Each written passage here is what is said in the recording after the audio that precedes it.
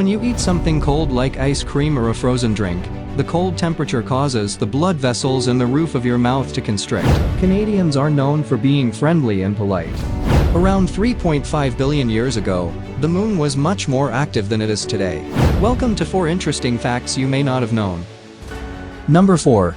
Have you ever experienced brain freeze, that sudden, intense headache you feel after eating something cold too quickly? Well, let's take a closer look at what's going on behind the scenes of this painful phenomenon. When you eat something cold like ice cream or a frozen drink, the cold temperature causes the blood vessels in the roof of your mouth to constrict, which reduces blood flow to your brain. This sudden drop in blood flow triggers the nerves in the roof of your mouth to send signals to your brain that something is wrong. Your brain then interprets these signals as pain and activates its pain response. But don't worry, brain freeze is a temporary condition and usually goes away within a few seconds. To help prevent brain freeze, try eating cold food slowly and warming up your mouth with warm water or a warm towel afterwards.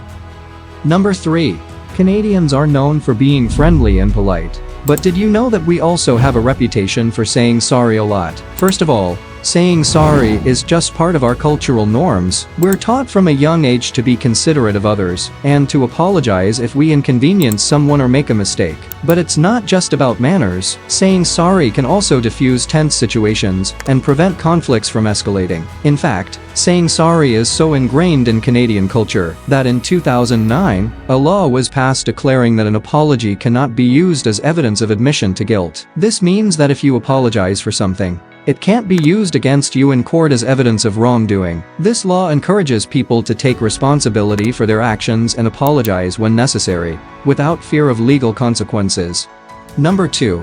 Back when dinosaurs existed, there were some pretty amazing things happening in our solar system. Did you know that there used to be volcanoes erupting on the moon? Around 3.5 billion years ago, the moon was much more active than it is today. It had a much thinner crust and a hotter interior, which allowed for volcanic activity. These volcanoes on the moon were much different than the ones we have on Earth. Since the moon has no atmosphere or water, the eruptions were much more explosive and produced lava flows that were hundreds of miles long. But why did the moon's volcanic activity stop?